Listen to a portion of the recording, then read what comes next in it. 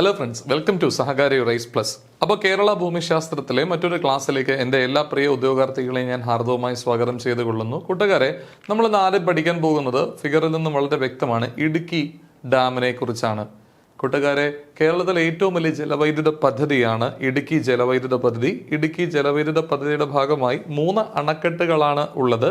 1 ഇടുക്കി, 2 ചെറുതോണി, 3 കുളമാവ്. ഇതിൽ ഇടുക്കി ഡാം സ്ഥിതി ചെയ്യുന്നത് പെരിയാറിൽ തന്നെയാണ്. ഏഷ്യയിലെ ആദ്യത്തെ ആർച്ച് ഡാമാണ് ഇടുക്കി. ഒന്നുകൂടി ആവർത്തിക്കുന്നു, ഏഷ്യയിലെ ആദ്യത്തെ ആർച്ച് ഡാമാണ് ഏത്? ഇടുക്കി. ഏഷ്യയിലെ ആദ്യത്തെ ആർച്ച് ഡാമാണ് ഇടുക്കി. മറ്റൊന്ന്, വളരെ ഇമ്പോർട്ടന്റ് ആയ മറ്റൊരു ഫാക്ട്, ഏഷ്യയിലെ ഏറ്റവും വലിയ ആർച്ച് ഡാമും ഏത് തന്നെയാണ്? ഇടുക്കി തന്നെയാണ്. അപ്പോൾ ഏഷ്യയിലെ ആദ്യത്തെ ആർച്ച് ഡാം ഇടുക്കി, ഏറ്റവും വലിയ ആർച്ച് ഡാമും ഇടുക്കി തന്നെയാണ്. ഓർക്കുക, ഇടുക്കി ഡാമിന്റെ നിർമ്മാണത്തിന് സഹകരിച്ച വിദേശ രാജ്യം എന്ന് പറയുന്നത് കാനഡയാണ്. ഇതിന്റെ പരമാവധി സംഭരണ ശേഷി എന്ന് പറയുന്നത് 2403 അടിയാണ് എന്നുകൂടി നിങ്ങൾ മനസ്സിലാക്കുക. ഇടുക്കി ഡാമിന്റെ അല്ലെങ്കിൽ ഇടുക്കി പവർ സ്റ്റേഷന്റെ സ്ഥാപക ശേഷി എന്ന് പറയുന്നത് 780 മെഗാവോട്ട്സ് ആണ്. കൃത്യമായിട്ട് നിങ്ങൾ എന്ത് ചെയ്യുക, മനസ്സിലാക്കുക. ഇത് നമ്മൾ കാണാൻ പോകുന്നത് മുല്ലപ്പെരിയാർ അണക്കെട്ടിനെ കുറിച്ചാണ്. കേരളത്തിന്റെ തലയ്ക്കുമീതെ തൂങ്ങി നിൽക്കുന്ന വാളാണ് മുല്ലപ്പെരിയാർ എന്ന് നിങ്ങൾക്കും അറിയാം, എനിക്കും അറിയാം. അപ്പൊ കൂട്ടുകാരെ, മുല്ലപ്പെരിയാർ ഡാം സ്ഥിതി ചെയ്യുന്നത് അതും എവിടെ തന്നെയാണ്?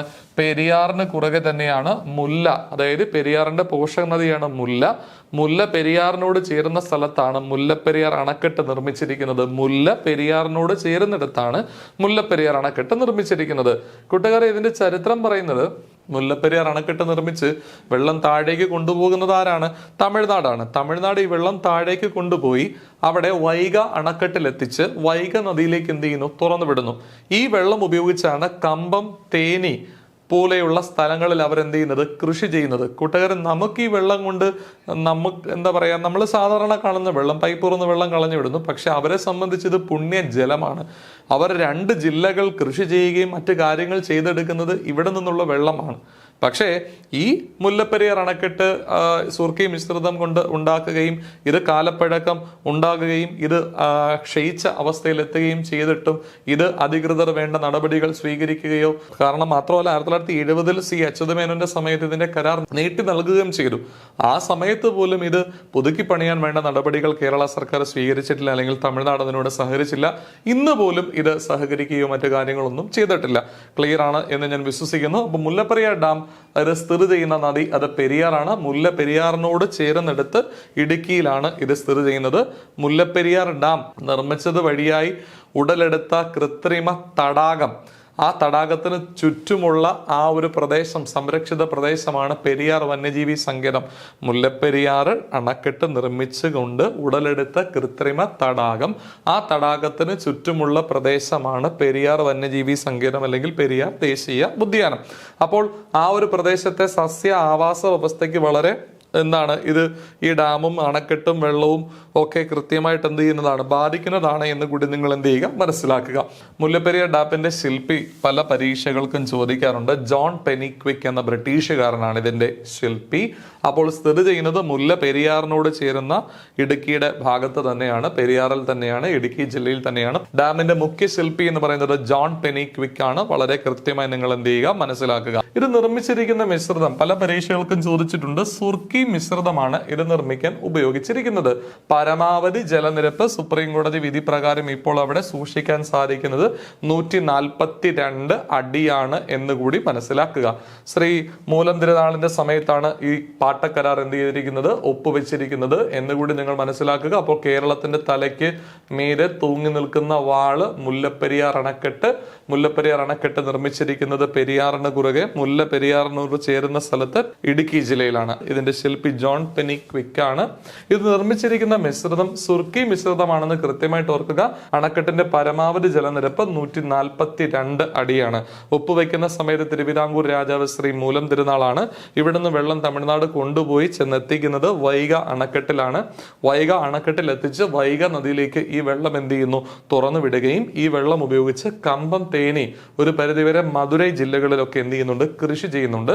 വളരെ വ്യക്തമായി നിങ്ങൾ എന്ത് ചെയ്യുക, മനസ്സിലാക്കുക.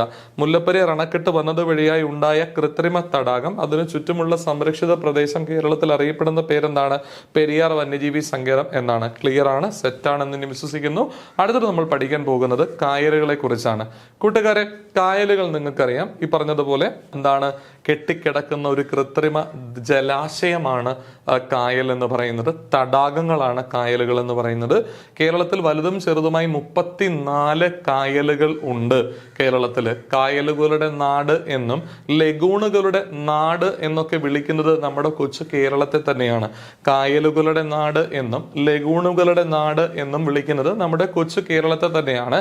ആകെയുള്ള 34 കായലുകളിൽ 27 കായലുകൾ എന്ന് പറയുന്നത് സമുദ്രവുമായി ബന്ധമുള്ള കായലുകളാണ്, സമുദ്രത്തിലേക്ക് പതിക്കുന്നതുമായി ബന്ധപ്പെട്ട കായലുകളാണ്.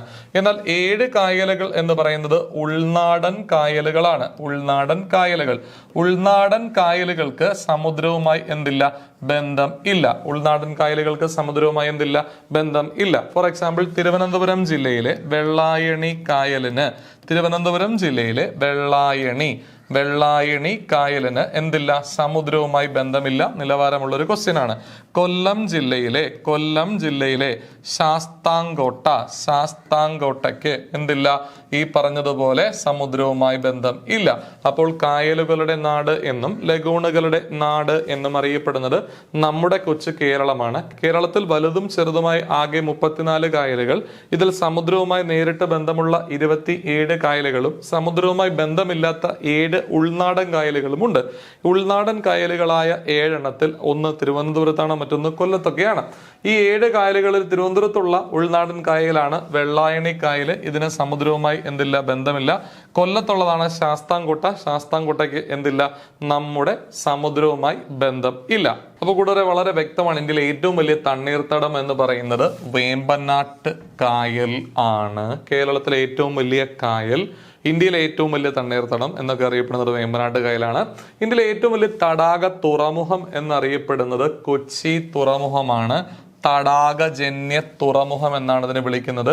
വേമ്പനാട്ട് കായലിനടുത്ത് അല്ലെങ്കിൽ വേമ്പനാട്ട് കായൽ കടലിനോട് ചേരുന്നിടത്ത് സ്ഥിതി ചെയ്യുന്ന തുറമുഖമാണ് കൊച്ചി തുറമുഖം. ഇനി കൊച്ചി തുറമുഖത്തിന്റെ ആഴം കൂട്ടുന്നതുമായി ബന്ധപ്പെട്ട് മണലെടുത്ത് നിർമ്മിച്ച അല്ലെങ്കിൽ മണലെടുപ്പിലൂടെ ഉണ്ടായ കൃത്രിമ തുറമുഖമാണ് വെല്ലിംഗ്ടൺ ഐലൻഡ്. കൃത്യമായിട്ട് ഓർക്കുക, വെല്ലിംഗ്ടൺ ഐലൻഡ് സ്ഥിതി ചെയ്യുന്നതും എവിടെ തന്നെയാണ്? വേമ്പനാട്ട് കായലിൽ ആണ്. അപ്പൊ ഇന്ത്യയിലെ ഏറ്റവും വലിയ തടാകജന്യ തുറമുഖം ഏതാണ്? കൊച്ചി തുറമുഖം. വേമ്പനാട്ട് കായൽ കടലിനോട് ചേരുന്നിടത്താണ് കൊച്ചി തുറമുഖം സ്ഥിതി ചെയ്യുന്നത്. കൂട്ടുകാരെ ശ്രദ്ധിക്കുക, കൊച്ചി തുറമുഖവുമായി ബന്ധപ്പെട്ട് അല്ലെങ്കിൽ കൊച്ചി തുറമുഖത്തിന് ആഴം കൂട്ടുന്നതുമായി ബന്ധപ്പെട്ട് മണലെടുത്ത് നിർമ്മിച്ച ദ്വീപാണ് അല്ലെങ്കിൽ മണലെടുത്തുണ്ടായ ദ്വീപാണ്, കൃത്രിമ ദ്വീപാണ്, മനുഷ്യനിർമ്മിത ദ്വീപാണ് വെല്ലിംഗ്ടൺ ഐലൻഡ് എന്ന് നിങ്ങൾ പ്രത്യേകം ഓർക്കുക. ഇനി കൊച്ചി തുറമുഖത്തിന്റെ ശില്പി ആര്? കൊച്ചി തുറമുഖത്തിന്റെ ശില്പി ആര് എന്നൊക്കെ ചോദിച്ചു കഴിഞ്ഞാൽ അത് റോബർട്ട് ബ്രിസ്റ്റോയാണ് കൊച്ചി തുറമുഖത്തിന്റെ ശില്പി എന്ന് അറിയപ്പെടുന്നത്. മറ്റൊരു പ്രധാനപ്പെട്ട ചോദ്യം എനിക്കിവിടെ പറയാനുള്ളത്, കൊച്ചി തുറമുഖത്തെ അറബിക്കടലിന്റെ റാണി എന്ന് വിശേഷിപ്പിച്ചത് ആരാണ്? കൊച്ചിയെ അല്ല അറബിക്കടലിന്റെ റാണി എന്ന് വിശേഷിപ്പിക്കുന്നത് കൊച്ചി തുറമുഖത്തെയാണ്. അപ്പൊ കൊച്ചി തുറമുഖത്തെ അറബിക്കടലിന്റെ റാണി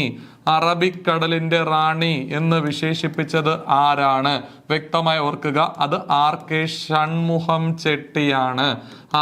ഷൺമുഖം ചെട്ടിയാണ് കൊച്ചി തുറമുഖത്തെ അറബിക്കടലിന്റെ റാണി എന്ന് വിശേഷിപ്പിച്ചത്. അപ്പൊ ഇന്ത്യയിലെ ഏറ്റവും വലിയ തണ്ണീർത്തടം കായൽ എന്നൊക്കെ അറിയപ്പെടുന്നത് വേമ്പനാട്ട് കായലാണ്. ഇന്ത്യയിലെ ഏറ്റവും വലിയ തടാകജന്യ തുറമുഖം കൊച്ചി തുറമുഖമാണ്. കൊച്ചി തുറമുഖത്തിന് വേണ്ടി അതിന്റെ ആഴം കൂട്ടുന്നതുമായി ബന്ധപ്പെട്ട് മണലെടുത്ത് നിർമ്മിച്ചുണ്ടായ ദ്വീപാണ്, കൃത്രിമ ദ്വീപാണ് വെല്ലിംഗ്ടൺ ഐലൻഡ്. കൊച്ചി തുറമുഖത്തെ അറബിക്കടലിന്റെ റാണി എന്ന് വിശേഷിപ്പിച്ചത് R.K. ഷൺമുഖം ചെട്ടിയാണ്. എന്നാൽ കൊച്ചി തുറമുഖത്തിന്റെ ശില്പി ആരാണ് എന്ന് ചോദിച്ചാൽ അത് റോബർട്ട് ബ്രിസ്റ്റോയാണെന്ന് കൃത്യമായിട്ട് ഓർക്കുക. നെഹ്റു ട്രോഫി വള്ളംകളി നടക്കുന്നത് പുന്നമട കായലാണ്. ശരിക്കും വേമ്പനാട്ട് കായൽ തന്നെയാണ് പുന്നമട കായൽ എന്ന് പറയുന്നത് നമ്മുടെ വേമ്പനാട്ട് കായൽ കുട്ടനാട്ടിൽ അറിയപ്പെടുന്ന ഒരു പേര് കൂടിയാണ്. അടുത്തത് കേരളത്തിലെ ഏറ്റവും വലിയ രണ്ടാമത്തെ കായൽ അഷ്ടമുടി കായലാണ്. ഇത് സ്ഥിതി ചെയ്യുന്നത് കൊല്ലം ജില്ലയിലാണ്. പ്രസിഡന്റ്സ് ട്രോഫി ജലോത്സവം നടക്കുന്ന കായൽ എവിടെയാണ്? നമ്മുടെ അഷ്ടമുടി കായലിലാണ്. പ്രസിഡന്റ്സ് ട്രോഫി ജലോത്സവം നടക്കുന്ന എവിടെയാണ്? അഷ്ടമുടി കായലാണ്. അപ്പൊ ഏറ്റവും വലിയ രണ്ടാമത്തെ കായൽ അഷ്ടമുടി കായൽ. അഷ്ടമുടി കായൽ സ്ഥിതി ചെയ്യുന്നത് കൊല്ലം ജില്ലയിലാണ്. പ്രസിഡന്റ്സ് ട്രോഫി ജലോത്സവം നടക്കുന്നത് അഷ്ടമുടി കായലിലാണെന്ന് പ്രത്യേകം ഓർക്കുക. കായലുകളുടെ നാട്, ലഗൂണുകളുടെ നാട് എന്നൊക്കെ അറിയപ്പെടുന്നത് കേരളമാണ്. വലുതും ചെറുതുമായി 34 കായലുകൾ.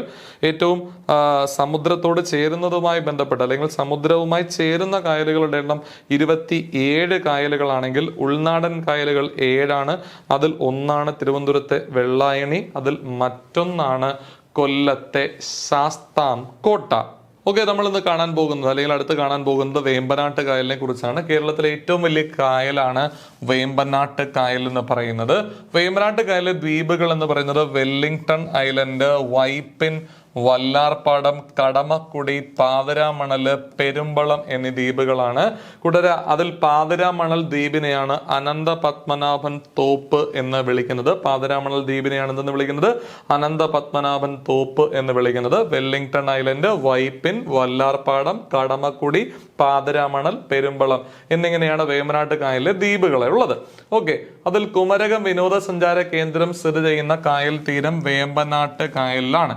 വേമ്പനാട്ട് കായലിനോട് ചേർന്നാണ് വൈക്കം ശിവക്ഷേത്രം ഉള്ളത്. അല്ലെങ്കിൽ ഗാന്ധിജി ആദ്യമായി എത്തുന്ന വൈക്കം വൈക്കത്തിലാണ് ഗാന്ധിജി ആദ്യമായിട്ട് കേരളത്തിൽ എത്തുന്നത്. വൈക്കത്താണ്. ഈ വൈക്കം എന്ന് പറയുന്ന സ്ഥലം വേമ്പനാട്ട് കായലിന്റെ തീരത്താണ് എന്ന് നിങ്ങൾ പ്രത്യേകം മനസ്സിലാക്കുക. വൈക്കം മഹാദേവ ക്ഷേത്രം വേമ്പനാട്ട് കായലിന്റെ തീരത്താണ് എന്ന് നിങ്ങൾ മനസ്സിലാക്കുക. വേമ്പനാട്ട് കായൽ വ്യാപിച്ച് കിടക്കുന്ന ജില്ലകൾ ആലപ്പുഴ, എറണാകുളം, കോട്ടയം ജില്ലകളാണ്. ആലപ്പുഴ, എറണാകുളം, കോട്ടയം ജില്ലകളിലായി വ്യാപിച്ച് കിടക്കുന്ന വളരെ വലിയൊരു കായലാണ് വേമ്പനാട്ട് കായൽ എന്ന് പറയുന്നത്. കൊച്ചി തുറമുഖം സ്ഥിതി ചെയ്യുന്നത് വേമ്പനാട്ട് കായലിലാണ്. ഏറ്റവും വലിയ തടാകജന്യ തുറമുഖം കൂടിയാണ് കൊച്ചി. കൊച്ചി തുറമുഖത്തിന് വേണ്ടി മണലെടുത്ത് കൊച്ചി തുറമുഖത്തിന്റെ ആഴം കൂട്ടുന്നതുമായി ബന്ധപ്പെട്ട് മണലെടുത്തുണ്ടായ കൃത്രിമ ദ്വീപാണ് വെല്ലിംഗ്ടൺ ഐലൻഡ്. കൊച്ചി തുറമുഖത്തിന്റെ ശില്പി എന്നറിയപ്പെടുന്നത് റോബർട്ട് ബ്രിസ്റ്റോയാണെന്ന് ഞാൻ നേരത്തെ സൂചിപ്പിച്ചു. അതുപോലെ വളരെ ഇമ്പോർട്ടന്റ് ആണ്, കൊച്ചി തുറമുഖത്തെയാണ് അറബിക്കടലിന്റെ റാണി എന്ന് RK ഷൺമുഖം ചെട്ടി വിശേഷിപ്പിച്ചിരിക്കുന്നത്. കൂടാതെ കൊച്ചി കായലെന്നും വീരൻപുഴ എന്നൊക്കെ അറിയപ്പെടുന്നത് നേരെ തന്നെയാണ് വേമ്പനാട്ട് കായലാണ്. പുന്നമട കായൽ, കൊച്ചി കായൽ, വീരൻപുഴ എന്ന് വേമ്പനാട്ട് കായലിനെ വിളിക്കുന്നത് കൊച്ചിക്കാര് തന്നെയാണ് കേട്ടോ. അപ്പൊ കൊച്ചി കായലെന്നും വീരൻപുഴയെന്നും വേമ്പനാട്ട് കായലിനെ കൊച്ചിക്കാര് വിളിക്കുന്നു. വീരൻപുഴയെന്നും കൊച്ചി കായലെന്നും വേമ്പനാട്ട് കായലിനെ ആര് വിളിക്കുന്നു? ഈ പറഞ്ഞതുപോലെ നമ്മുടെ കൊച്ചിക്കാര് വിളിക്കുന്നു. അപ്പൊ പുന്നമട കായൽ, കൊച്ചി കായൽ, വീരൻപുഴ, കൊച്ചിക്കാര് അതിനെ വിളിക്കുന്നത് വീരൻപുഴ എന്നാണ്. എന്നീ പേരുകളിൽ അറിയപ്പെടുന്നത് വേമ്പനാട്ട് കായലിൽ ആണ്. കൂടാതെ വൈക്കം മഹാദേവ ക്ഷേത്രം വേമ്പനാട്ട് കായലിനോട് ചേർന്നാണ്. ഗാന്ധിജി ആദ്യമായി എത്തുന്ന കേരളത്തിലെ സ്ഥലം വൈക്കം, അത് വേമ്പനാട്ട് കായലിനോട് ചേർന്നാണ്. വളരെ ഇമ്പോർട്ടന്റ് ആയ ഫാക്റ്റ് ആണ്. നിങ്ങൾ ഇനി എനിക്ക് പറഞ്ഞു തരേണ്ടത് വേമ്പനാട്ട് കായലിലേക്ക് പതിക്കുന്ന നദികളാണ് പമ്പ, പെരിയാറ്, മീനച്ചിലാറ് തുടങ്ങിയവ പതിക്കുന്നത് എവിടെയാണ്? നമ്മുടെ വേമ്പനാട്ട് കായലിൽ ആണ്. ഇമ്പോർട്ടന്റ് ആയ ഒരു ഫാക്റ്റ് ആണ്. ലാസ്റ്റ് ക്വസ്റ്റ്യൻ എനിക്ക് നിങ്ങളോട് പറയാനുള്ളത്, ഈ വേമ്പനാട്ട് കായല്, ആ കായലിൽ പ്രത്യേകിച്ച് വൈക്കത്തു നിന്ന് തവണക്കടവ്, വൈക്കം ടു തവണക്കടവ്, അവിടെ ഒരു ബോട്ട് സർവീസ് ഉണ്ട്. കേരളത്തിൽ ആദ്യത്തെ സോളാർ ബോട്ട് സർവീസ് ആണ്. ആ ബോട്ട് സർവീസിന്റെ പേര് ആദിത്യ, അല്ലെങ്കിൽ ആ ബോട്ടിന്റെ പേര് ആദിത്യ എന്നാണ്. അപ്പൊ ആദിത്യ എന്ന സോളാർ എനർജി ഉപയോഗിച്ച് പ്രവർത്തിക്കുന്ന ബോട്ട് പ്രവർത്തിപ്പിക്കുന്നത് എവിടെയാണ്? ഈ പറഞ്ഞുള്ള വേമ്പനാട്ട് കായലിലാണ്. വേമ്പനാട്ട് കായലിൽ നമ്മുടെ കോട്ടയം ജില്ലയിലെ വൈക്കത്തെ, ആലപ്പുഴ ജില്ലയിലെ തവണക്കടവുമായി ബന്ധിപ്പിക്കുന്ന ബോട്ട് സർവീസ് ഉണ്ട്. ആ സർവീസ് നടത്തുന്ന ഒരുപാട് ബോട്ടുകളുണ്ട്. അതിലൊരു ബോട്ടാണ് ഈ ആദിത്യ. ഇത് സംസ്ഥാന സർക്കാരിന്റെ ഉടമസ്ഥതയിലുള്ള ബോട്ടാണ്. അത് സോളാർ എനർജി കൊണ്ടാണ് പ്രവർത്തിക്കുന്നത്. അപ്പൊ കേരളത്തിൽ ആദ്യത്തെ സോളാർ ബോട്ട് സർവീസ് ആരംഭിച്ച ബോട്ടാണ് ആദിത്യ. ഇത് വേമ്പനാട്ട് കായലിലാണ് എന്ന് കൂടി നിങ്ങൾ പ്രത്യേകം എന്ത് ചെയ്യുക, ഓർക്കുക. വളരെ നിലവാരമുള്ള ചില ചോദ്യങ്ങളാണ് നമ്മൾ അവിടെ എന്ത് ചെയ്തത്, കണ്ടത്. അപ്പോൾ വേമ്പനാട്ട് കായലിനെ കുറിച്ച് ഒന്നും കൂടി കണ്ടുവരുന്നു. കേരളത്തിലെ ഏറ്റവും വലിയ കായലാണ് വേമ്പനാട്ട് കായൽ. ഇനി വേമ്പനാട്ട് കായലിനെ നമ്മുടെ റാംസർ സൈറ്റുകളിൽ ഉൾപ്പെടുത്തിയത് 2002 2022 കൂട്ടുകാരെ തണ്ണീർത്തട സംരക്ഷണവുമായി ബന്ധപ്പെട്ട് ലോക രാജ്യങ്ങളെല്ലാം കൂടി റാംസർ, ഇറാനിലെ റാംസർ എന്ന് പറയുന്ന സ്ഥലത്ത് ഒരുമിച്ച് വരികയും തണ്ണീർത്തടങ്ങളുടെ സംരക്ഷണവുമായി ബന്ധപ്പെട്ട് ലോകത്തെ രാജ്യങ്ങളെല്ലാം തന്നെ ഇറാനിലെ റാംസറിൽ ഒരുമിച്ച് വരികയും അതുമായി ബന്ധപ്പെട്ട ഒരു ഉടമ്പടി അവർ 1971 ഫെബ്രുവരി 2 ഒപ്പുവെക്കുകയും ചെയ്തു. അതിനെ റാംസർ ഉടമ്പടി എന്നാണ് വിളിക്കുന്നത്. എന്തെന്നാണ് വിളിക്കുന്നത്? റാംസർ ഉടമ്പടി. ഈ റാംസർ ഉടമ്പടി ഇന്ത്യ ഒപ്പുവെച്ചിട്ടുണ്ട്. ഇതുമായി ബന്ധപ്പെട്ട് റാംസർ സൈറ്റുകളെ പ്രഖ്യാപിക്കുകയൊക്കെ ചെയ്യും. അപ്പോൾ കേരളത്തിൽ നിന്നും റാംസർ സൈറ്റുകളിൽ ഉൾപ്പെട്ടിട്ടുള്ള കായലാണ് വേമ്പനാട്ട് കായൽ, അതുപോലെ തന്നെ അഷ്ടമുടി തുടങ്ങിയ കായലുകൾ. ഇതിൽ വേമ്പനാട്ട് കായലും അഷ്ടമുടി കായലും റാംസർ പട്ടികയിൽ ഉൾപ്പെട്ട വർഷം 2002. തണ്ണീർത്തടങ്ങളുടെ സംരക്ഷണവുമായി ബന്ധപ്പെട്ട് ലോകരാജ്യങ്ങളെല്ലാം ഒരുമിച്ച് ഇറാനിൽ വരികയും അതുമായി ബന്ധപ്പെട്ട ഒരു ഉടമ്പടിയിൽ ഒപ്പുവെക്കുകയും ചെയ്തു. റാംസർ ഉടമ്പടി എന്നാണെന്ന് എൻ്റെ പേര്. 1971 ഫെബ്രുവരി 2 ഇന്ത്യ അതിൽ പങ്കാളിയാണ്, അതിൽ ഒപ്പുവെച്ചിട്ടുണ്ട്. ഇതിന് പ്രകാരം സംരക്ഷിക്കപ്പെടുന്ന സൈറ്റുകളെ റാംസർ സൈറ്റുകൾ എന്നാണ് വിളിക്കുന്നത്. ഇതിന് പ്രകാരം സംരക്ഷിക്കപ്പെടുന്ന തണ്ണീർത്തടങ്ങളെ റാംസർ സൈറ്റുകൾ എന്നാണ് വിളിക്കുന്നത്. കേരളത്തിൽ നിന്നും ഇതിൽ വേമ്പനാട്ട് കായൽ, അഷ്ടമുടിയൊക്കെ എന്ത് ചെയ്തിട്ടുണ്ട്? ഉൾപ്പെട്ടിട്ടുണ്ട്. വേമ്പനാട്ട് കായലും അഷ്ടമുടി കായലും ഒക്കെ ഇതിൽ ഉൾപ്പെട്ടിരിക്കുന്നത് 2002 അഥവാ വേമ്പനാട്ട് കായലിനെയും അഷ്ടമുടിയെയും റാംസർ സൈറ്റുകളായി പ്രഖ്യാപിച്ചത് 2002. കേരളത്തിലെ ഏറ്റവും വലിയ കായൽ വേമ്പനാട്ട് കായൽ. ഇവിടെയുള്ള ദ്വീപുകൾ വെല്ലിംഗ്ടൺ, വൈപ്പിൻ, വല്ലാർപാടം, കടമക്കുടി, പാതിരാമണൽ, പെരുമ്പളം. അനന്തപത്മനാഭൻ തോപ്പ് എന്നറിയപ്പെടുന്നത് പാതിരാമണൽ ദ്വീപാണ്. കുമരകം വിനോദസഞ്ചാര കേന്ദ്രം സ്ഥിതി ചെയ്യുന്ന കായൽ തീരം വേമ്പനാട്ട് കായലാണ്. വേമ്പനാട്ട് കായൽ വ്യാപിച്ചു കിടക്കുന്ന ജില്ലകൾ ആലപ്പുഴ, എറണാകുളം, കോട്ടയം എന്നീ ജില്ലകളാണ്. കൊച്ചി തുറമുഖം സ്ഥിതി ചെയ്യുന്നത് വേമ്പനാട്ട് കായലിലാണ്. തടാകജന്യ തുറമുഖമാണ് കൊച്ചി. കൊച്ചി തുറമുഖത്തിന്റെ ശില്പി എന്ന് പറയുന്നത് റോബർട്ട് ബ്രിസ്റ്റോയാണ്. കൊച്ചി തുറമുഖത്തിന്റെ ആഴം കൂട്ടുന്നതുമായി ബന്ധപ്പെട്ട മണലെടുത്ത് നിർമ്മിച്ചുണ്ടായ ദ്വീപാണ് വെല്ലിംഗ്ടൺ ഐലൻഡ്. ഓർക്കുക, പുന്നമട കായലെന്നും കൊച്ചി കായലെന്നും വീരൻപുഴ എന്നും അറിയപ്പെടുന്നത് വേമ്പനാട്ട് കായൽ തന്നെയാണ് എന്ന് കൃത്യമായിട്ട് നിങ്ങൾ ഓർക്കുക. പമ്പ, പെരിയാർ, മീനച്ചിലാറ് എന്നിവ പതിക്കുന്നത് വേമ്പനാട്ട് കായലിലാണ്. വേമ്പനാട്ട് കായലിൽ പ്രത്യേകിച്ച് വൈക്കം എന്ന് പറയുന്ന സ്ഥലം, ടൗൺ, അത് കോട്ടയത്താണ്. ഈ വൈക്കത്തെ അപ്പുറത്ത് ആലപ്പുഴ ജില്ലയിലെ തവണക്കടുമായി ബന്ധിപ്പിക്കുന്ന ബോട്ട് സർവീസ് ഉണ്ട്. അതിലൊന്ന് ഒരു സോളാർ ബോട്ട് സർവീസ് ആണ്. സോളാർ ബോട്ട് സർവീസ് നടത്തുന്ന ബോട്ടിന്റെ പേര് ആദിത്യ എന്നാണ്. അപ്പോൾ കേരളത്തിൽ ആദ്യത്തെ സോളാർ ബോട്ട് കൂടിയാണ് ആദിത്യ. ഇത് വേമ്പനാട്ട് കായലിലാണ് ഉള്ളത്. അപ്പോൾ ഇത്രയും കാര്യങ്ങൾ മനസ്സിലായെന്ന് വിശ്വസിക്കുന്നു. നമ്മൾ ഇനി അടുത്ത കായലിലേക്ക് പോകുന്നു. കേരളത്തിലെ ഏറ്റവും വലിയ രണ്ടാമത്തെ കായൽ അഷ്ടമുടി കായൽ. അഷ്ടമുടി കായൽ സ്ഥിതി ചെയ്യുന്ന ജില്ല കൊല്ലം ജില്ലയാണ്. ഇത് ആശ്രമം കായൽ, ആശ്രാമം കായൽ എന്നും ഏതിനെ വിളിക്കുന്നു? നമ്മുടെ അഷ്ടമുടി കായലിനെ വിളിക്കുന്നു. ആശ്രാമം കായൽ എന്നും അഷ്ടമുടി കായലിനെ വിളിക്കുന്നു. ക്ലിയർ ആണ് എന്ന് ഞാൻ വിശ്വസിക്കുന്നു. അപ്പോൾ ഇത് അറിയപ്പെടുന്ന മറ്റൊരു പേരാണ് ആശ്രമം കായൽ. നമ്മൾ കണ്ടു. 1888 ജൂലൈ 8 കേരളത്തെ നടുക്കിയ കേരളത്തിലെ ഏറ്റവും വലിയ ഒരു തീവണ്ടി ദുരന്തം, പെരുമൺ തീവണ്ടി ദുരന്തം നടന്നത് അഷ്ടമുടി കായലിലാണെന്ന് കൃത്യമായിട്ട് നിങ്ങൾ ഓർക്കുക. കൂട്ടുകാരെ, ആ അഷ്ടമുടി കായലിൽ തന്നെയാണ് മറ്റൊരു പ്രത്യേകതയുള്ളത്. നമ്മുടെ കല്ലടയാറ് പതിക്കുന്നതും അഷ്ടമുടി കായലിൽ തന്നെയാണ്. കല്ലടയാറ് പതിക്കുന്നത് അഷ്ടമുടി കായലിലാണ്. കല്ലടയാറ് അഷ്ടമുടി കായലിനോട് ചേരുന്നിടത്ത് 8 ചെറിയ ദ്വീപുകൾ അടങ്ങുന്ന ഒരു സമൂഹമുണ്ട്. അതിന്റെ പേരാണ് മൺട്രോ തുരുത്ത്. മൺട്രോ തുരുത്ത് അഷ്ടമുടി കായലിലാണ്, കൊല്ലം ജില്ലയിലാണ്. അപ്പോൾ കല്ലടയാറ് നമ്മുടെ അഷ്ടമുടി കായലിനോട് ചേരുന്നിടത്ത് 8 ചെറിയ ദ്വീപുകൾ ചേർന്നൊരു തുരുത്തുണ്ട്, മൺട്രോ തുരുത്ത്. അത് കൊല്ലം ജില്ലയിലാണ്, അഷ്ടമുടി കായലിൽ ആണ്. പ്രത്യേകം നിങ്ങൾ ഓർക്കുക. അതുപോലെ വളരെ ഇമ്പോർട്ടൻ്റ് ആയ മറ്റൊരു ഫാക്ട് ആണ്, അഷ്ടമുടി കായൽ നമ്മുടെ അറബിക്കടലിനോട് ചേരുന്നിടത്ത് ഉള്ള പൊഴിയാണ് നീണ്ടകര അഴി. പൊഴിയല്ല, അഴി. അഴി എന്ന് പറഞ്ഞാൽ കായൽ കടലിനോട് ചേരുന്ന സ്ഥലമാണ് അഴിയെങ്കിൽ, കായൽ കടലിനോട് ചേരുന്ന സ്ഥലത്തുള്ള മണൽത്തിട്ടയാണ് പൊഴി. അപ്പോൾ ഇവിടെ നീണ്ടകര അഴി, അവിടെ വെച്ചാണ് അഷ്ടമുടി കായൽ കടലിനോട്, അറബിക്കടലിനോട് ചേരുന്നത്. ആ സ്ഥലം നീണ്ടകര അഴിയാണ്. ഇനി കായൽ കടലിനോട് ചേരുന്നിടത്തുള്ള മണൽത്തിട്ടയാണ് പൊഴി എന്നും കൃത്യമായിട്ട് ഓർക്കുക. അപ്പോൾ കല്ലടയാർ അഷ്ടമുടി കായലിലാണ് പതിക്കുന്നത്. 8 ദ്വീപുകൾ ചേരുന്നിടത്ത്, കല്ലടയാറ് അഷ്ടമുടി കായലിനോട് ചേരുന്നിടത്ത് 8 ദ്വീപുകൾ ഉണ്ട്. അതിനെ നമ്മൾ മൺട്രോ തുരുത്ത് എന്ന് വിളിക്കുന്നു. നീണ്ടകര അഴി ഇവിടെയാണ് സ്ഥിതി ചെയ്യുന്നത്. ആശ്രമം കായൽ എന്നാണ് നമ്മുടെ അഷ്ടമുടി കായലിനെ വിളിക്കുന്നത്. കേരളത്തില് ആദ്യത്തെ സീ പ്ലെയിൻ സർവീസ് ആരംഭിച്ചതും അഷ്ടമുടി കായലിൽ തന്നെയാണ്. ഇതിനെ ഈ പറഞ്ഞതുപോലെ റാംസർ പട്ടികയിൽ ഉൾപ്പെടുത്തിയ വർഷവും 2002 തന്നെയാണ്. അപ്പൊ കേരളത്തിലെ ഏറ്റവും വലിയ രണ്ടാമത്തെ കായൽ അഷ്ടമുടി കായൽ. അഷ്ടമുടി കായൽ സ്ഥിതി ചെയ്യുന്ന ജില്ല കൊല്ലം ജില്ല. ആശ്രമം കായൽ എന്നും ഇത് അറിയപ്പെടുന്നു. പെരുമൺ തീവണ്ടി ദുരന്തം നടന്നത് 1888 ജൂലൈ 8-നാണ്. അതും അഷ്ടമുടി കായലിൽ തന്നെയാണ്. ആദ്യത്തെ സീ പ്ലെയിൻ സർവീസ് നടന്നത് അഷ്ടമുടി കായലിലാണെങ്കിൽ സോളാർ ബോട്ട് സർവീസ് ആദ്യത്തെ ഉള്ളത് വേമ്പനാട്ട് കായലിലാണ്. കല്ലടയാറ് പതിക്കുന്നിടത്ത് 8 ചെറിയ ദ്വീപുകൾ ചേർന്നൊരു തുരുത്തുണ്ട്, മൺട്രോ തുരുത്ത്.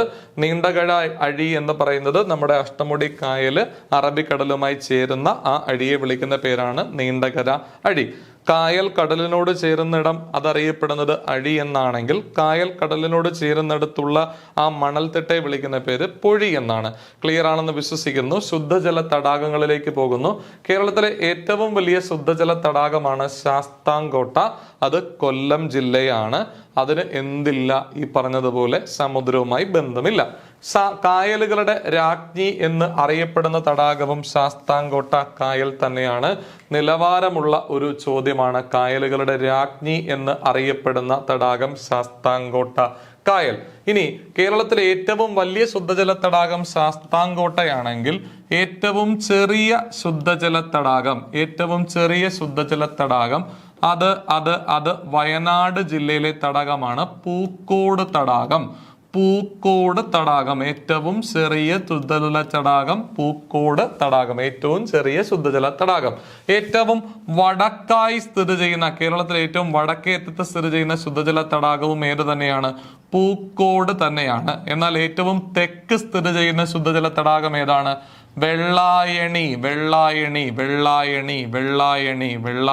ക്ലിയർ ആണ് എന്ന് ഞാൻ വിശ്വസിക്കുന്നു. കൂട്ടുകാരെ, കേരളത്തിൽ ഇന്ത്യയുടെ മാപ്പിന്റെ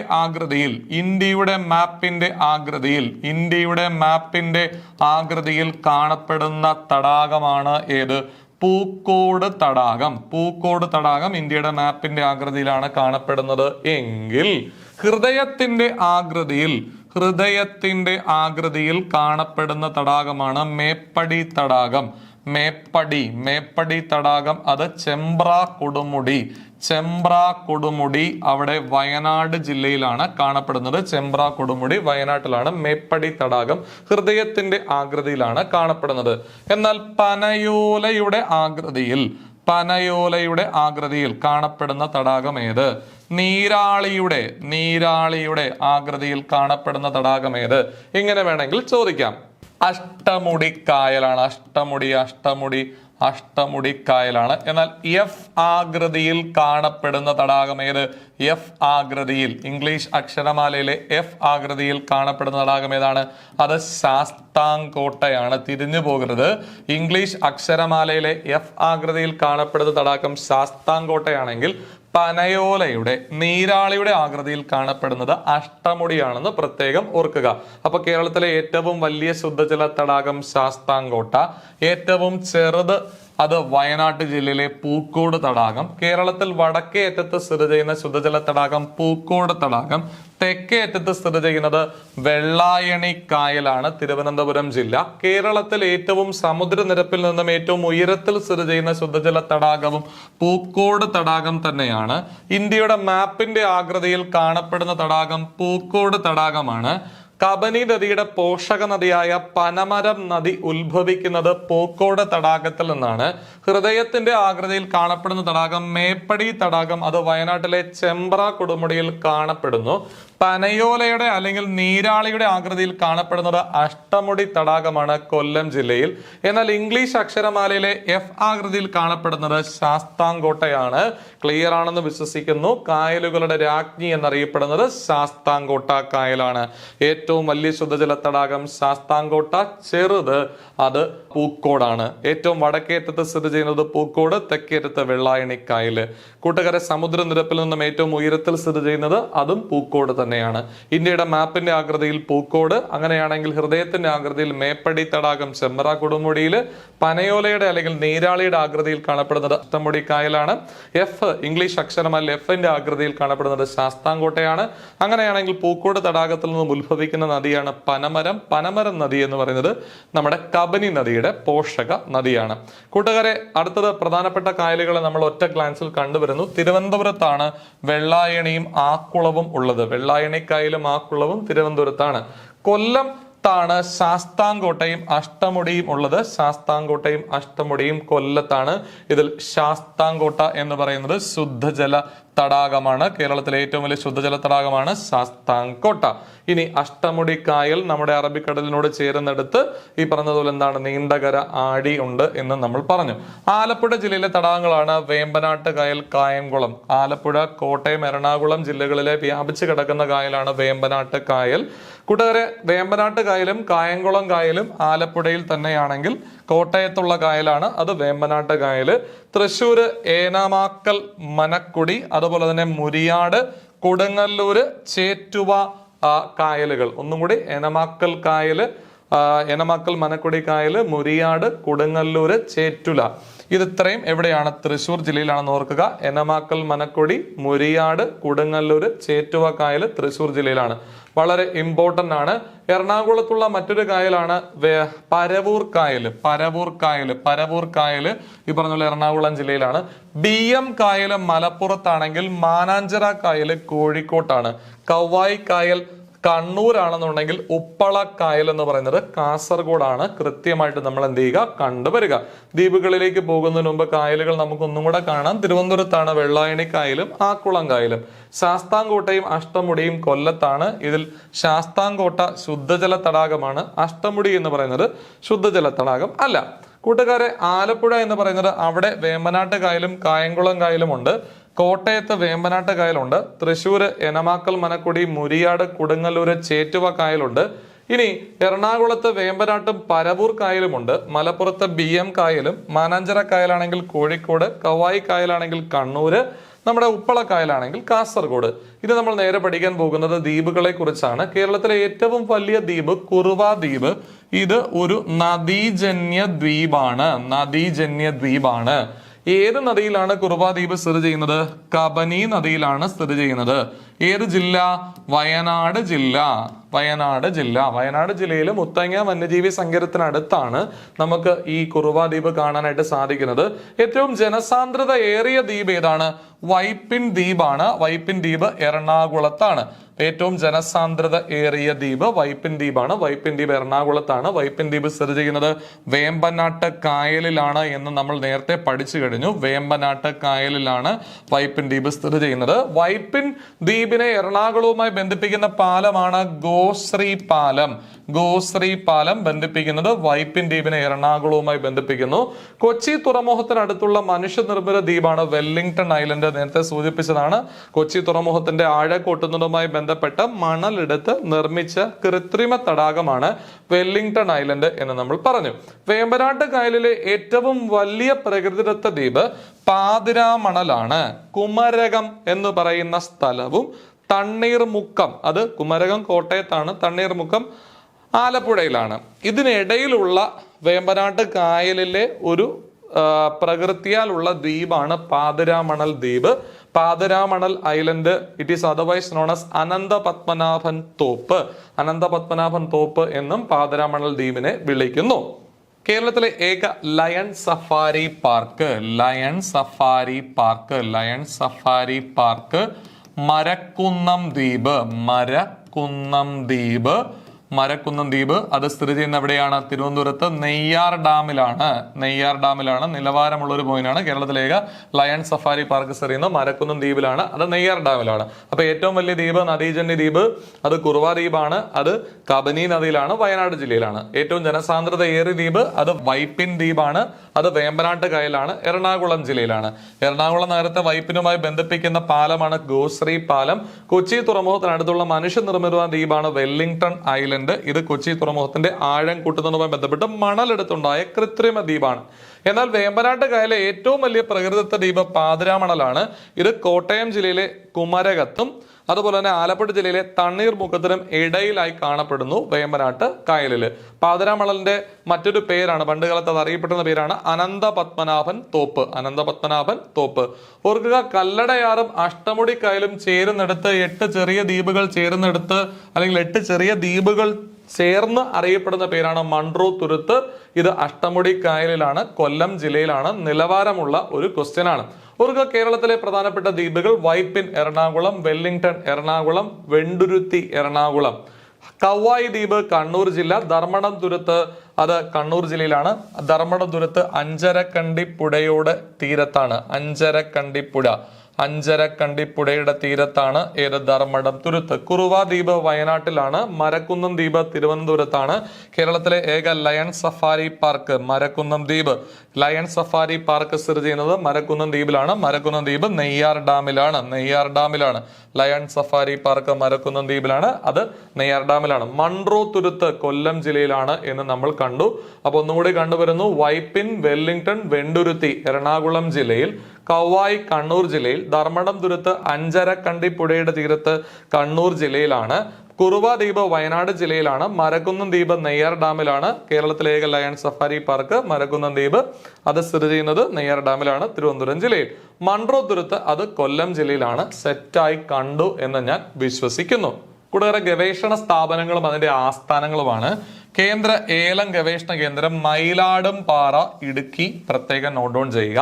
കേരള ഏലം ഗവേഷണ കേന്ദ്രമാണെങ്കിൽ, അതായത് സംസ്ഥാന സർക്കാരിന്റെ ആണെങ്കിൽ പാമ്പാടും പാറ, ഇടുക്കി. അപ്പൊ സംസ്ഥാനം മലയാളികൾ കൂടുതലും പാമ്പാണ്, അപ്പൊ പാമ്പാടും പാറ, ഇടുക്കി. കേന്ദ്രത്തിൻ്റെത് മയിലാടും പാറ, ഇടുക്കി. ഇപ്പൊ കേന്ദ്ര ഏലം ഗവേഷണ കേന്ദ്രം ഇടുക്കി ജില്ലയിലെ മയിലാടും പാറയിലും, കേരള ഏലം ഗവേഷണ കേന്ദ്രം ഇടുക്കി ജില്ലയിലെ പാമ്പാടും പാറയിലുമാണെന്ന് കൃത്യമായിട്ട് കണ്ടുവരിക.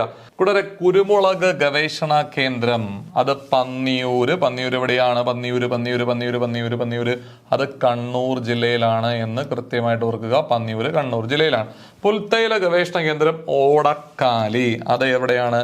എറണാകുളം ജില്ലയിലാണ്. നെല്ല് ഗവേഷണ കേന്ദ്രം പട്ടാമ്പി, പാലക്കാട്. മങ്കൊമ്പ് നെല്ല് ഗവേഷണ കേന്ദ്രം അത് ആലപ്പുഴ. അതുപോലെ തന്നെ കായംകുളത്തും ഒരു നെല്ല് ഗവേഷണ കേന്ദ്രമുണ്ട്. ഇനി മങ്കൊമ്പ് നെല്ല് ഗവേഷണ കേന്ദ്രം ഇപ്പോൾ ആരുടെ പേരിലാണ് പുനർനാമകരണം ചെയ്തിരിക്കുന്നത്? MS സ്വാമിനാഥന്റെ പേരിലാണ് മങ്കൊമ്പ് നെല്ല് ഗവേഷണ കേന്ദ്രം പുനർനാമകരണം ചെയ്തിരിക്കുന്നത്. കുരുമുളക് ഗവേഷണ കേന്ദ്രം പന്നിയൂര് കണ്ണൂര്, പുൽത്തൈല ഗവേഷണ കേന്ദ്രം ഓടക്കാലി എറണാകുളം, സംസ്ഥാന നെല്ല് ഗവേഷണ കേന്ദ്രം പട്ടാമ്പി പാലക്കാട്, മങ്കൊമ്പ് അതുപോലെ തന്നെ മങ്കൊമ്പിലും ഉണ്ട് സംസ്ഥാന നെല്ല് ഗവേഷണ കേന്ദ്രം. മങ്കൊമ്പ് നെല്ല് ഗവേഷണ കേന്ദ്രം അറിയപ്പെടുന്ന പുതിയ പേര് MS Swaminathan research rice station എന്നാണ്. കരിമ്പ് ഗവേഷണ കേന്ദ്രം തിരുവല്ല പത്തനംതിട്ട. കരിമ്പ് ഗവേഷണ കേന്ദ്രം തിരുവല്ല പത്തനംതിട്ട.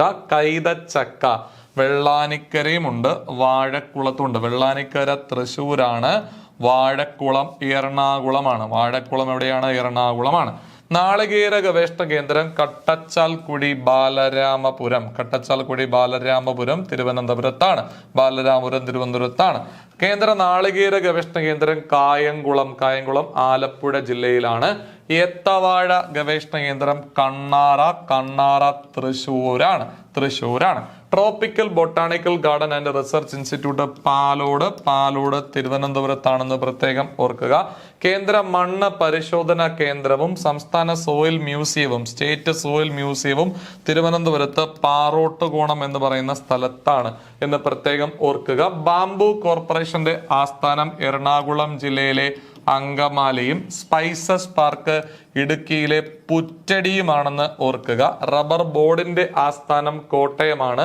കശുവണ്ടി ഗവേഷണ കേന്ദ്രം മലപ്പുറത്തെ ആനക്കയം. ഓർക്കുക, നാഷണൽ ഇൻസ്റ്റിറ്റ്യൂട്ട് ഓഫ് വൈറോളജി അത് ആലപ്പുഴയാണ് എങ്കിൽ Kerala advanced virology institute Thonnakkal എവിടെയാണ്? തിരുവനന്തപുരത്താണ്. ആറ്റിങ്ങലിലേക്ക് പോകുമ്പോഴാണ് തോന്നയ്ക്കൽ ഉള്ളത്. കേരള സാഹിത്യ അക്കാദമിയുടെ ആസ്ഥാനം തൃശ്ശൂരാണ്. ഫോക്ലോർ അക്കാദമിയുടെ ആസ്ഥാനം കണ്ണൂരാണ്. ലളിതകല അക്കാദമിയുടെ ആസ്ഥാനവും തൃശ്ശൂർ തന്നെയാണ്. സംഗീത നാടക അക്കാദമിയുടെ ആസ്ഥാനം ഇവിടെ തന്നെയാണ്, തൃശ്ശൂർ തന്നെയാണ്. ഭാഷാ ഇൻസ്റ്റിറ്റ്യൂട്ട് തിരുവനന്തപുരത്താണ് സ്ഥിതി ചെയ്യുന്നത്. അപ്പോൾ പ്രത്യേകം ഓർക്കുക, തൃശ്ശൂർ ആസ്ഥാനമായി സാഹിത്യ academy, Lalithakala academy, Sangeetha Nataka academy. എന്നാൽ ഈ പറഞ്ഞതുപോലെ ലളിത ഫോക്ലോർ അക്കാദമി കണ്ണൂരാണ്, ഭാഷാ ഇൻസ്റ്റിറ്റ്യൂട്ട് തിരുവനന്തപുരത്താണ്, വൈലോപ്പള്ളി ഭവൻ തിരുവനന്തപുരത്താണ്, വൈലോപ്പള്ളി ഭവൻ തിരുവനന്തപുരത്താണ്. കേരള ചലച്ചിത്ര അക്കാദമിയും ചലച്ചിത്ര വികസന കോർപ്പറേഷന്റെയും ആസ്ഥാനം എവിടെയാണ്? തിരുവനന്തപുരത്താണ്. ഓർക്കുക, തൃശൂർ ആസ്ഥാനമായി ഏതൊക്കെയാണ് ഉള്ളത് എന്ന് ചോദിച്ചു കഴിഞ്ഞാൽ സാഹിത്യ academy, Lalithakala academy, Sangeetha Nataka academy. എന്നാൽ തിരുവനന്തപുരം ആസ്ഥാനമായി കേരള ഭാഷാ ഇൻസ്റ്റിറ്റ്യൂട്ട്, വൈലോപ്പള്ളി ഭവൻ, കേരള ചലച്ചിത്ര അക്കാദമി, കേരള ചലച്ചിത്ര വികസന കോർപ്പറേഷൻ എന്നിവയാണ്. കണ്ണൂരിലാണെങ്കിൽ ഫോക്ലോർ അക്കാദമിയാണ്. തൃശ്ശൂർ സാഹിത്യ academy, Lalithakala academy, Sangeetha Nataka academy. തിരുവനന്തപുരത്ത് ഭാഷാ ഇൻസ്റ്റിറ്റ്യൂട്ട്, വൈലോപ്പള്ളി ഭവൻ, കേരള ചലച്ചിത്ര അക്കാദമി, ചലച്ചിത്ര വികസന കോർപ്പറേഷൻ എന്നിവരാണ് തിരുവനന്തപുരം ആസ്ഥാനമായിട്ടുള്ളത്. ഇനി ഫോക്ലോർ അക്കാദമി ആസ്ഥാനം കണ്ണൂരാണ്. കേരള അഡ്വാൻസ്ഡ് വൈറോളജി ഇൻസ്റ്റിറ്റ്യൂട്ട് ആണെങ്കിൽ തിരുവനന്തപുരത്ത് തോന്നയ്ക്കലിലും, നാഷണൽ ഇൻസ്റ്റിറ്റ്യൂട്ട് ഓഫ് വൈറോളജി ആണെങ്കിൽ ആലപ്പുഴയിലുമാണ്. ഓർക്കുക, റബ്ബർ ബോർഡിന്റെ ആസ്ഥാനം കോട്ടയം. കൂട്ടുകാരെ, സ്പൈസസ് പാർക്കിന്റെ ആസ്ഥാനം ഇടുക്കി ജില്ലയിലെ പുറ്റടിയാണ്. ബാംബു കോർപ്പറേഷന്റെ ആസ്ഥാനം എറണാകുളം ജില്ലയിലെ അങ്കമാലിയാണ്. കശുവണ്ടി ഗവേഷണ കേന്ദ്രം സ്ഥിതി ചെയ്യുന്നത് മലപ്പുറത്തെ ആനക്കയം എന്ന സ്ഥലത്താണ് എങ്കിൽ കേന്ദ്ര മണ്ണ് പരിശോധന കേന്ദ്രം സ്ഥിതി ചെയ്യുന്നതും സ്റ്റേറ്റ് സോയിൽ മ്യൂസിയം സ്ഥിതി ചെയ്യുന്നതും തിരുവനന്തപുരത്ത് പാറോട്ടുകുണത്താണ്. Tropical botanical garden and research institute തിരുവനന്തപുരത്ത് പാലോടാണെങ്കിൽ ഏത്തവാഴ ഗവേഷണ കേന്ദ്രം അത് തൃശ്ശൂരിലെ കണ്ണാറയിലാണ്. കണ്ണാറ ലോക്കൽ എന്നറിയപ്പെടുന്നത് ഒരു ഏത്തവാഴയുടെ ഒരു വെറൈറ്റി ആണ് കണ്ണാറ ലോക്കൽ എന്നറിയപ്പെടുന്നത്. ഏത്തവാഴ ഗവേഷണ കേന്ദ്രം സ്ഥിതി ചെയ്യുന്നത് തൃശ്ശൂർ ജില്ലയിലെ കണ്ണാറയിലാണ്. ഓർക്കുക, കേന്ദ്ര നാളികേര ഗവേഷണ കേന്ദ്രം തിരുവനന്തപുരത്തല്ല, കായംകുളത്താണ്. കായംകുളം എവിടെയാണ്? ആലപ്പുഴ ജില്ലയിലാണ്. എന്നാൽ കേരളത്തിലെ സംസ്ഥാന സർക്കാരിന്റെ സംസ്ഥാന നാളികേര ഗവേഷണ കേന്ദ്രം അത് സ്ഥിതി ചെയ്യുന്നത് കട്ടച്ചാൽക്കുടി ബാലരാമപുരം. കേന്ദ്രത്തിന്റെ ആണെങ്കിൽ അത് കായംകുളത്തും, സംസ്ഥാനത്തിൻ്റെതാണെങ്കിൽ അത് കട്ടച്ചാൽക്കുടി ബാലരാമപുരത്തും. കൈതച്ചക്ക ഗവേഷണ കേന്ദ്രം അത് വെള്ളാനിക്കര തൃശ്ശൂരും ഉണ്ട്, എറണാകുളം ജില്ലയിലെ വാഴക്കുളത്തും ഉണ്ട്. കരിമ്പ് ഗവേഷണ കേന്ദ്രം അത് തിരുവല്ലയിലാണ്. പ്രത്യേകം നിങ്ങൾ ഓർക്കുക, തിരുവല്ലയിലാണ്. നെല്ല് ഗവേഷണ കേന്ദ്രം പട്ടാമ്പി പാലക്കാടും ഉണ്ട്, മങ്കൊമ്പ് ആലപ്പുഴയിലുണ്ട്. മങ്കൊമ്പ് നെല്ല് ഗവേഷണ കേന്ദ്രം പുനർനാമകരണം ചെയ്തിരിക്കുന്നത് MS സ്വാമിനാഥന്റെ പേരിലാണ്. പുൽത്തൈല ഗവേഷണ കേന്ദ്രം എറണാകുളം ജില്ലയിലെ ഓടക്കാലയിലും കുരുമുളക് ഗവേഷണ കേന്ദ്രം കണ്ണൂരിലെ പന്നിയൂരിലുമാണെന്ന് പ്രത്യേകം ഓർക്കുക. കേന്ദ്ര ഏല ഗവേഷണ കേന്ദ്രം എവിടെയാണ്? മയിലാടുംപാറ, ഇടുക്കി. എന്നാൽ സംസ്ഥാന സർക്കാരിന്റെ ഏല ഗവേഷണ കേന്ദ്രത്തുള്ളത് പാമ്പാടുംപാറ, ഇടുക്കിയിലാണ്. സെറ്റാണ് എന്ന് ഞാൻ വിശ്വസിക്കുന്നു. അപ്പോൾ ഈ ഒരു ക്ലാസ് നമ്മൾ ഇവിടെ അവസാനിപ്പിക്കുകയാണ്. ഇനി കേരളത്തിലെ റോഡ് ഗതാഗതം, റെയിൽ ഗതാഗതം, വന്യജീവി സങ്കേതങ്ങളുമായി ബന്ധപ്പെട്ട് നമ്മൾ അടുത്ത ക്ലാസ്സിലേക്ക് വരുന്നതാണ്. നന്ദി, നമസ്കാരം.